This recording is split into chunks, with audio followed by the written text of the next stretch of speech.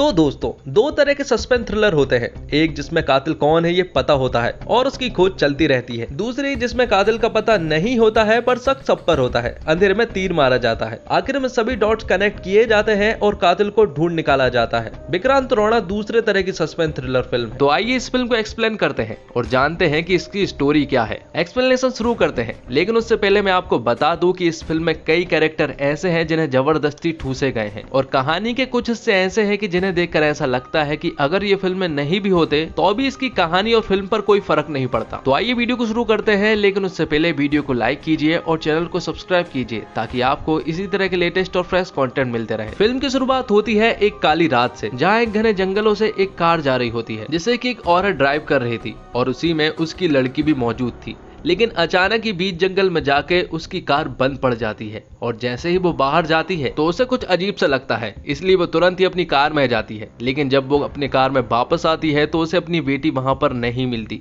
क्योंकि उसे कोई आदमी उठाकर ले जा रहा होता है। वो कौन है फिलहाल तो नहीं पता और ये सीन यहीं पर कट होता है। आगे कहानी कमरट्टू गांव में शिफ्ट होती है, जहां पर गंभीर नाम के एक आदमी को दिखाया जाता है जो कि यहीं का निवासी है। थोड़ी देर के बाद उसके पास बिस्वनाथ नाम का एक आदमी आता है अपनी पूरी फैमिली के साथ। दरअसल बिस्वनाथ मुंबई में रहता है और उसकी फैमिली में उसकी पत्नी और दो जुड़वा बच्चे हैं, जिनमें कि लड़के का नाम मुन्ना और लड़की का नाम पन्ना है। और पन्ना की शादी तय हो चुकी है और बिस्वनाथ चाहता है कि पन्ना की शादी कमरट्टू गांव से हो, क्योंकि बिस्वनाथ के पूर्वज पन्ना की शादी देखना चाहते थे। लेकिन अब वो नहीं रहे, इसलिए बिस्वनाथ ने यह फैसला लिया कि वो पन्ना की शादी कमरट्टू गांव से करेंगे। अब क्योंकि बिस्वनाथ काफी सालों के बाद कमरट्टू गांव आया था, इसलिए गंभीर उनसे काफी नाराज होता है। यहीं पर हम गंभीर की पत्नी को देख पाते हैं, जो कि 28 सालों से अपने बेटे संजू का इंतजार कर रही है। दरअसल संजू बचपन में ही घर से भाग गया था, क्योंकि उसके ऊपर इल्जाम था कि उसने मंदिर से सोना चुराया है। लेकिन अभी खबर है कि संजू लंदन में है और उसकी एक चिट्ठी भी आई है कि वो वापस आ रहा है। अगले सीन में हम देखते हैं संजू को गांव में आते हुए। संजू अब काफी बड़ा हो चुका था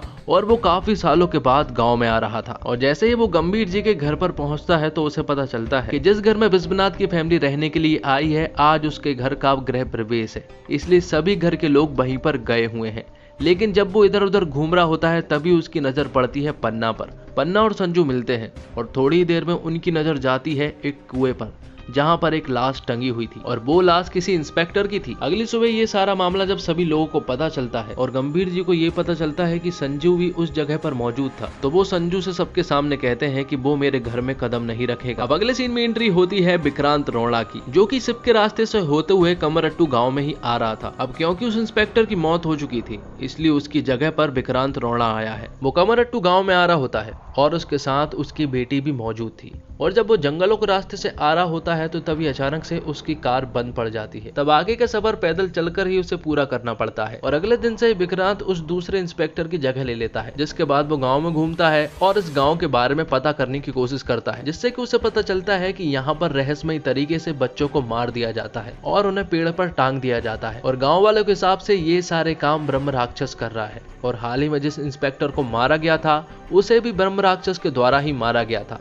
अब ये बात पता करने के लिए विक्रांत रोना उसी कुएं के पास जाता है और छानबीन करना स्टार्ट कर देता है, जिसके बाद विक्रांत उस जगह पर पहुंचता है जहां पर उसकी कार पंचर हुई थी। दरअसल उसकी कार पंचर नहीं हुई थी, बल्कि उसकी कार को पंचर किया गया था और वो किसी ने शूट करके उसके टायर को पंचर किया था। ये सारी बातें पता करने के लिए वो जंगल में जाता है और जैसे ही वो जंगल में जाता है तो अचानक से उसके बाजू से एक भाला निकलता है, जिससे कि वो बच जाता है।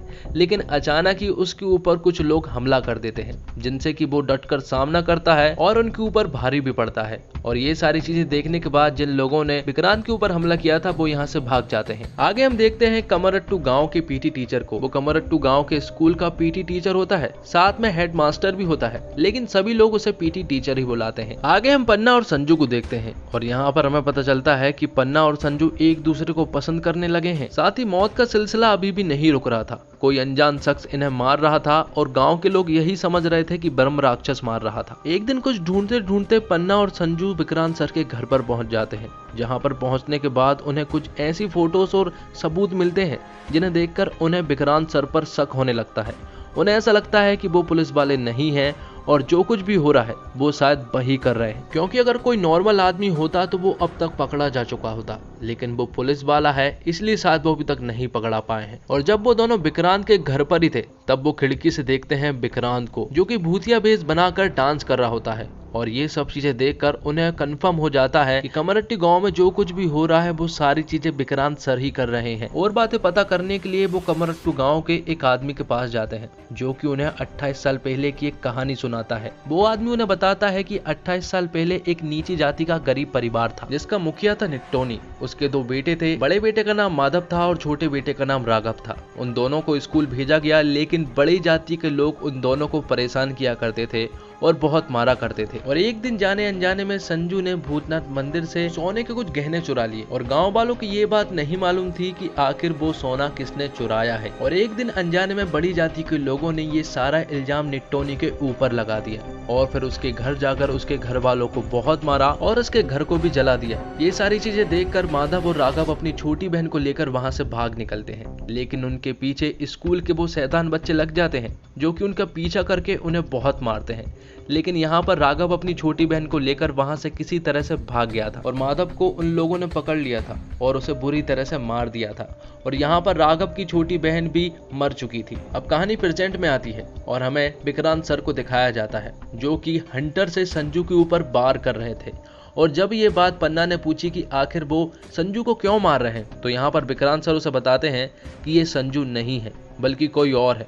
उससे ही पूछा जाए कि ये कौन है, तो संजू बताता है कि वो संजू नहीं है, वो संजू का रूममेट है और उसका एक खास दोस्त है। और जब वो कमरट्टू गांव के लिए निकल रहा था तो तभी अचानक ही उसका एक सीरियस एक्सीडेंट हो गया और उसकी मौत हो गई। और मरते मरते उसने मुझसे एक बात कही थी कि वो अपनी माँ से मिलना चाहता है और उसकी माँ भी मुझसे मिलना चाहती है। अब संजू तो अपनी माँ से नहीं मिल पाया, लेकिन संजू की माँ की इच्छा पूरी करने के लिए वो संजू बनकर यहाँ पर आ गया। और जब ये बात वो विक्रांत सर को बता ही रहा होता है कि तभी दूर खड़ा एक आदमी सुन लेता है और वो आदमी कोई और नहीं बल्कि संजू के पिता थे। वो ये सारी बातें सुनकर इमोशनल हो जाते हैं और वो उससे कहते हैं कि आज से तुम ही हमारे संजू हो। यहाँ विक्रांत सर अपनी इन्वेस्टिगेशन में लगे हुए थे। वो छोटे छोटे डॉट्स को कनेक्ट करके मर्डरर को ढूंढने की कोशिश करते, लेकिन उनके पास कई सारे सस्पेक्ट थे। अब एक रात पन्ना और मुन्ना को एक औरत जबरदस्ती पकड़ लेती है और अपने साथ ले जा लेती है। यहाँ विक्रांत सर के हाथ कई सारे सबूत लग चुके थे, इसलिए वो भूतनाथ मंदिर जाते हैं जहाँ पर जाना एकदम सख्त मना है क्योंकि सभी को ऐसा लगता है कि ब्रह्म राक्षस वहीं से आता है। और यहीं पर हमें एक फ्लैशबैक की स्टोरी दिखाई जाती है जिसमें कि विक्रांत सर की वाइफ और उसकी बेटी गीतांजलि थी। और फिल्म की शुरुआत में जो कार दिखाई गई थी और जिस औरत और जिस लड़की को दिखाया गया था वो दरअसल में विक्रांत सर की फैमिली थी। शुरुआत में एक आदमी ने गीतांजलि को अपने साथ लेकर चला गया था और उसे बेरहमी से मार दिया था और इस सदमे से उसकी वाइफ कोमा में चली गई थी जिससे वो अभी तक नहीं उभर पाई है। और फिल्म की शुरुआत से लेकर अब तक जो बेटी उसके साथ रही है दरअसल में वो विक्रांत सर का एक वहम है। और जब विक्रांत सर भूतनाथ मंदिर पहुंचते हैं तो उन्हें कुछ ऐसी बातें पता चलती है कि जिससे कि उनके पैरों तले जमीन खिसक जाती है। और फ्लैशबैक की स्टोरी में जिन बच्चों को मतलब कि माधव और राघव को दिखाया गया था उनमें से माधव कोई और नहीं बल्कि पीटी टीचर है और राघव भी कोई और नहीं बल्कि वो आदमी है जो कि संजू का दोस्त बना करमट्टू गांव में घूम रहा था। इनकी फैमिली के साथ जो कुछ भी हुआ और जिन लोगों ने किया उन लोगों से इन्हें कोई फर्क नहीं पड़ा बल्कि इन लोगों ने उनके बच्चों को मारना शुरू किया। और साथ ही हमें ये बात भी पता चलती है कि विक्रांत रोणा भी इन्हीं की क्लास का एक क्लासमेट था। यहीं पर माधव और राघव की मां ने पन्ना और मुन्ना को उठाकर लेकर आ गए थे और वो लोग मुन्ना को जबरदस्ती मारने की कोशिश कर रहे थे और साथ ही उन दोनों भाइयों ने विक्रांत सर के ऊपर राक्षसों की तरह हमला कर दिया था, लेकिन विक्रांत सर ने आखिर में उन दोनों को ही मार दिया था। तो दोस्तों अब मैं आपको बताता हूँ कि इस फिल्म में जबरदस्ती क्या ठूसा गया। सबसे पहले तो जैकलीन फर्नांडिस का यहाँ पर होने का कोई सवाल ही पैदा नहीं होता। एक और मूसा नाम का कैरेक्टर है जिसका यहाँ पर होने का तुक पैदा ही नहीं होता। वो एक स्मगलर होता है जिससे कि ऐसा लगता है कि जबरदस्ती ठूसा गया है और उस पर जबरदस्ती शक डाला जा रहा है। और संजू और पन्ना की लव स्टोरी को भी जबरदस्ती खींचा जा रहा था। अगर वो लव स्टोरी यहाँ पर नहीं भी होती तो भी चल जाता। और भी कई सारे कैरेक्टर्स हैं जिन्हें देखकर ऐसा लगता है कि शायद इनका इस फिल्म में कोई काम नहीं है, लेकिन एक बात तो है पूरी कहानी में सस्पेंस बना रहता है। हर दूसरे सीन में कहानी की नई परतें खुलती है। थ्रिल पैदा करने की ये अच्छी तकनीक है। ऐसी फिल्में हमें स्टोरी गैस करने का मौका देती है। विक्रांत रोणा भी गैसिंग गेम खेलने के कई मौके देती है। एक आध जगह को छोड़ दे तो ये हमारी सोच से परे जाकर परफॉर्म करती है। हाँ कुछ बातें समझ नहीं आती जैसे विक्रांत का ब्रह्म राक्षस बनकर नाचना और भी 2-4 पहलू हैं जिन्हें समझना बहुत मुश्किल है। और फिल्म का डायरेक्शन अनूप भंडारी ने किया है। एक सस्पेंस थ्रिलर को कैसे डायरेक्ट किया जाता है अनूप इसका एक बेहतरीन नमूना पेश करते हैं, पर वो भी कई तरह से क्लीशे से बच नहीं पाते। खासकर लड़की को ऑब्जेक्ट की तरह पेश करना, बिना मतलब का लड़के का लड़की को रिझाने के लिए गाने गाना, एक लार्जर देन लाइफ हीरो की तरह किच्चा सुदीप को दिखाया जाना। पर अनूप भंडारी ने सस्पेंस पैदा करने के लिए अंधेरे और जंगल का बहुत बढ़िया प्रयोग किया है।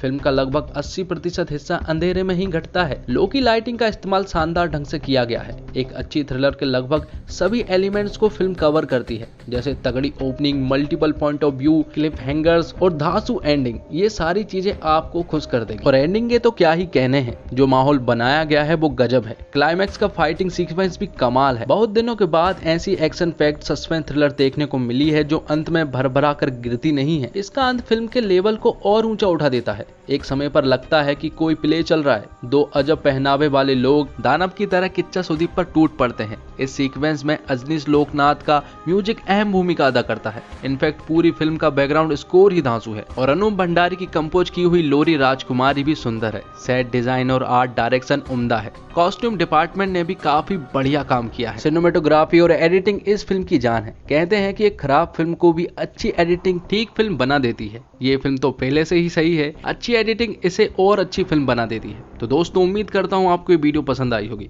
वीडियो पसंद आई हो तो वीडियो को लाइक जरूर कीजिएगा और ऐसे ही मूवीज के एक्सप्लेनेशन पाने के लिए हमारे चैनल को भी सब्सक्राइब कीजिएगा। मिलते हैं एक और धमाकेदार वीडियो के साथ। तब तक के लिए आप हमारे इस चैनल के साथ बने रहिए। धन्यवाद। जय हिंद।